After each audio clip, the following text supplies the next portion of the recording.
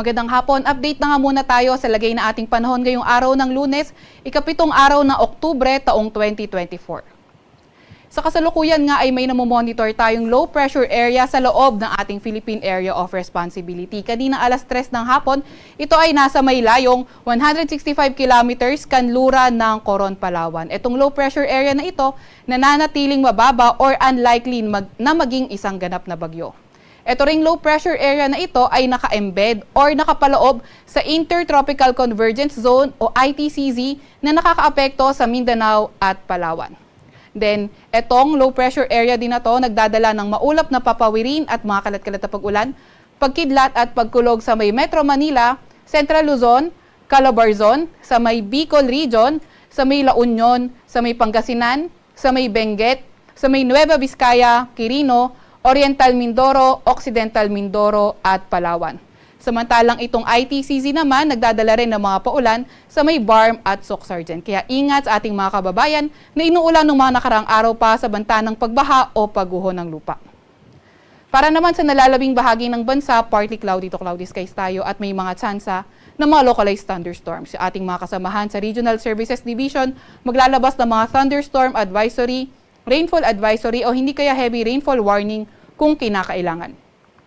Meron din nga tayong isa pang namomonitor.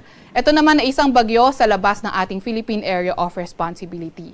Ito ay nasa may layong 2,600 kilometers sa may silangan ng extreme northern Luzon. Mababa naman ang tsansa nitong bagyong ito na pumasok ng ating Philippine Area of Responsibility. Para naman sa lagay ng ating panahon bukas, inaasahan natin Oriental Mindoro, Occidental Mindoro at Palawan patuloy pa rin na magiging maulan.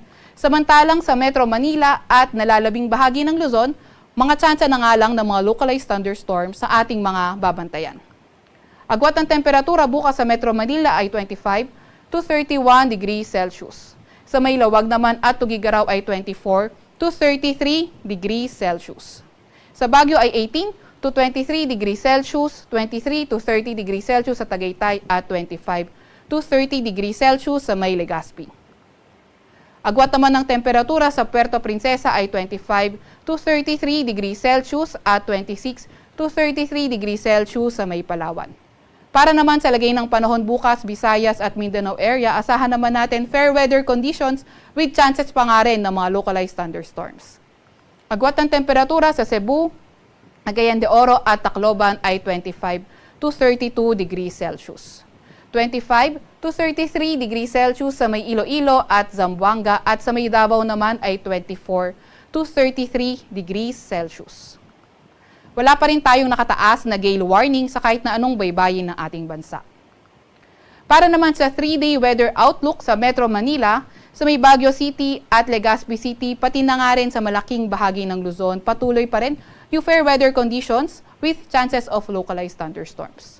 Sa Metro Manila, ang pinakamataas na temperatura posibleng umabot ng 32 degrees Celsius. 17 to 23 degrees Celsius sa may Baguio City at 25 to 33 degrees Celsius naman sa may Legazpi. Sa Metro Cebu naman ay 25 to 33 degrees Celsius agwat ng temperatura, 25 to 33 degrees Celsius sa may Iloilo City at sa may Tacloban City, posibleng umabot ng 32 degrees Celsius ang maximum temperature.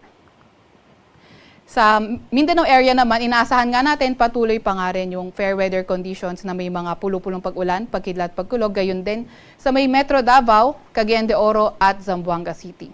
33 degrees Celsius ang pinakamataas sa temperatura sa Metro Davao, 24 to 33 degrees Celsius sa may Cagayan de Oro at 24 to 33 degrees Celsius naman sa may Zamboanga City. Sa Kalakhang, Maynila, ang araw ay lulubog ng 5:41 ng gabi at sisikat bukas ng 5:46 ng umaga. Huwag magpapahuli sa update ng Pag-asa, i-follow at i-like ang aming X at Facebook account DOST_Pag-asa. Mag-subscribe din sa aming YouTube channel DOST-Pag-asa Weather Report at para sa mas detalyadong impormasyon, bisitahin ang aming website pag-asa.dost.gov.ph. At yan naman po muna ang latest mula sa Weather Forecasting Center ng Pag-asa. Veronica C. Torres, nag-ulat.